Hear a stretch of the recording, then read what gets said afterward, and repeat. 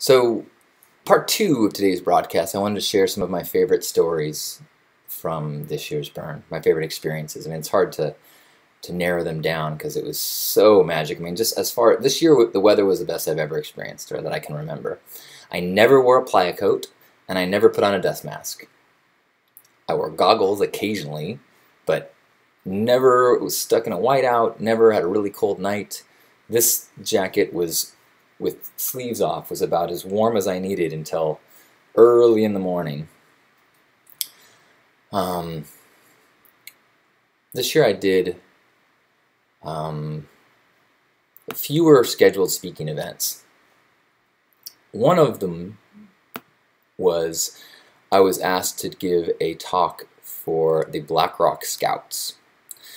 And the Black Rock Scouts are a group of kids from Kidsville. So a group of probably 30 or 40 kids and all their parents came to our camp, and I was to give them a talk on gifting. And I don't normally speak to children, but I know the basics, like, you know, don't talk about your genitals and get really animated, use funny voices. So I did that! And I had a really fun time, and the kids were so cute and so just so engaged. And so I tried to talk about gifting, and I said, you know, most of you know this stuff. This is not something that you need to be taught. You know that when you share your toys with a friend, that it makes them happy, and that makes you happy. But, you know, over time we start to learn that we're supposed to not give things away unless we get something. And so at one point I was asking kids, like, so who got some amazing gifts this week? And one little boy says, I got a costume. And the other kid's like, well, yeah? He's like, I got a cool sticker. And then this one little girl raised her hand and she says, I got a new friend.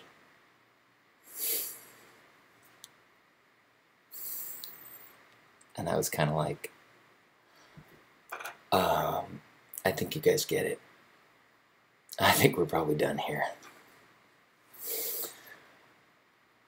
So that was a huge honor and a huge treat, to be able to kind of connect with the most profound teachers of love and gifting in the world, which are children. And the other talk that I gave, the only other talk I gave during the week, was for the Pink Ride. And that's something that I do every year for, I don't know how many years it's been going, 8, 9, where I do Hug Nation on the playa, tell stories about Grandpa and whatever else comes to mind. Try not to be too scheduled. I try to just sit and soak up the cool vibe of the amazing people that show up for it.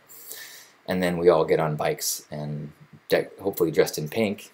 But we also hand out pink strips of fabric for people that didn't dress up, and then we all ride to center camp. And as we ride to center camp, I encourage everyone to say, I love you, to everyone you pass. And this experience, this is a photo by Trey Radcliffe, a few here that I'm going to share by him. This experience of riding along the Esplanade, my favorite place in the world, and looking back at this, I don't know, 200 people? I don't really have no idea how many people it was. It was as far as I could see. And seeing this wave, this rippling ribbon of pink behind me, visibly pink rippling and audibly saying, I love you, I love you, I love you, I love you, I love you, I love you. It was, once again, the highlight of my year. It was almost hard to even anchor it into my memory, because it just felt like heaven. So beautiful, so vibrationally bright, and so much love, and so much, and this feeling of like, I'm connected to this. This is, I don't know anything else, but I know that I'm supposed to be right here. And then we get the parade goes from 8:45 at Pink Heart along the Esplanade, and there's a part of me that just wants to just make it last forever. And so we go fairly slow because there's so many people, and then we get to center camp, and outside of center camp we try to make a circle of everyone that's there because we have to kind of organize and get everybody parked, and that circle is huge. I ran around the circle saying I love you to everyone as everyone's hands were straight. I ran and I had to take a break in the middle. I was like, and then I break the circle and I lead the circle into center camp, and we spiral in, and we spiral in, and we spiral in, and we spiral in, and we spiral in, and try to get all those people packed into center camp.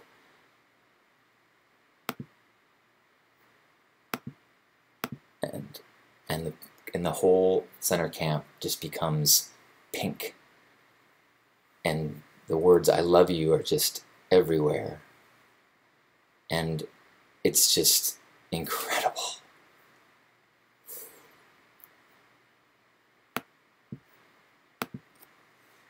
And then once everyone's inside, I just speak a few words and I say I love you. And then I hug everyone that's waiting, everyone that's not too overwhelmingly overheated in the center area of center camp. And that experience too, many times, first time I've ever seen the eyes of somebody who's connected with Hug Nation or a Burning Man video, that moment, those moments are just, it's like it was heaven before this, and now this, it's like, And this year I had a profound experience of meeting people who had been impacted by things that I'd done. And there were different, types of categories of like there was a number of people who were profoundly affected by the "You Are an Artist" video I made last year that I relinked a couple times, and they said, and a lot of these people were older, maybe my parents' age or a little younger than that, and they said, I was very scared. I didn't think that this is someplace that I belonged, and you looked in the camera and you looked in my eyes and you said, "You are an artist, and we're waiting for your gifts." And so I came, and it changed my life, and so thank you.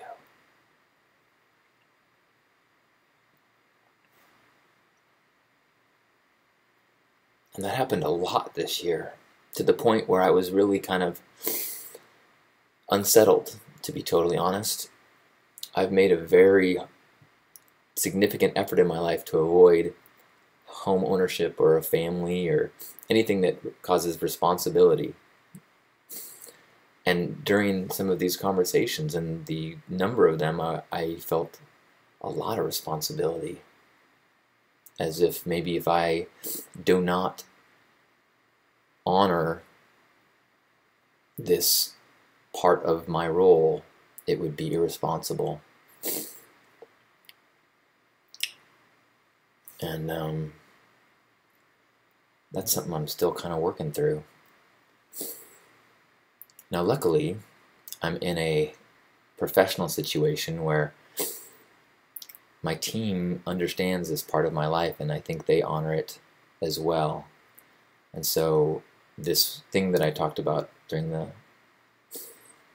first part of the broadcast about trying to integrate the magic of Burning Man into traditional corporate things and how important that can be, I think that's a part of my job. It's a big part of my job.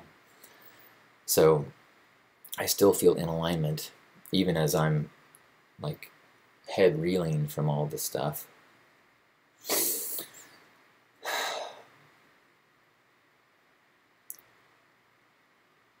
Janet Pearl says, that video called me to Burning Man. And the beauty is that it's like I had a script that I tried to recruit people with. It's just that I tried to get clear and speak into the camera and let whatever came through me come out, and what came out was exactly what a lot of people needed to hear. So it's an honor beyond words to be able to be in that role. And the final story I want to share from this year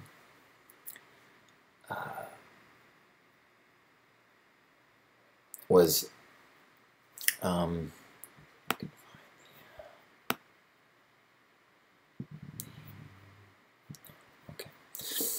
Darn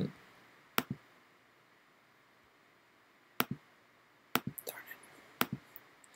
So I was in camp on Tuesday morning.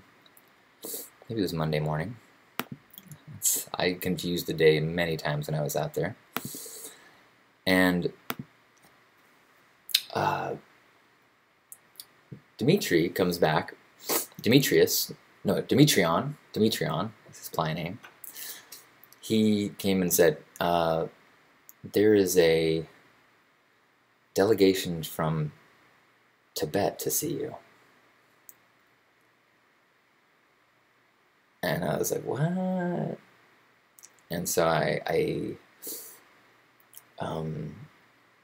went out front, and among his guides and other journeyers was a Tibetan monk in his robes and his tennis shoes and a big smile.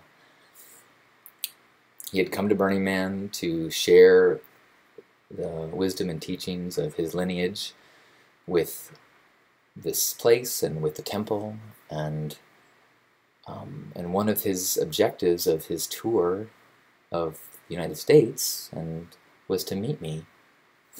And so he came to Pink Heart Camp, and he presented me with this wreath,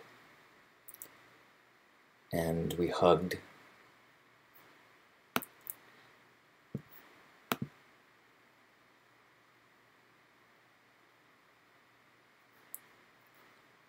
And then we sat down and we chatted. And he had minimal English, but good enough.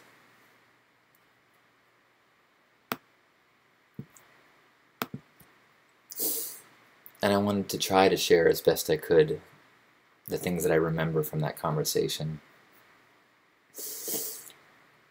I asked him if he was happy, because he said he was here to share and talk about happiness. And I said, are you happy? He goes, oh yes, yes. I said, happiness, not from here.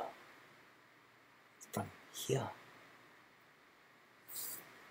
When you wear glasses that are black, whole world dark.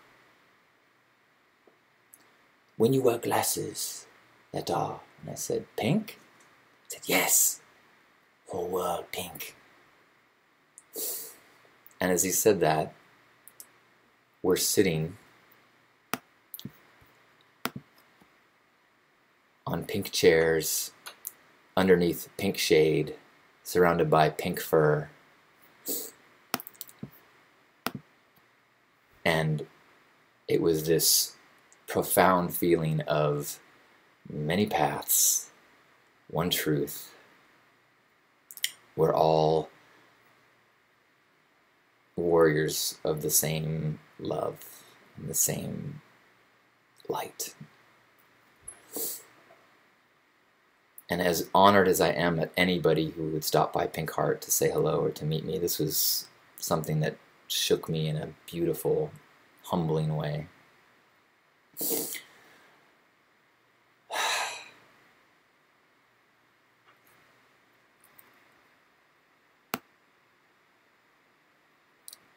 Pink. So part 3, I'm going to share some pictures of our camp and other things. And, well, actually, I'll show them right now. So, actually, I'll make it a separate video. We'll stop this broadcast, this part of it, part 2 of today's broadcast.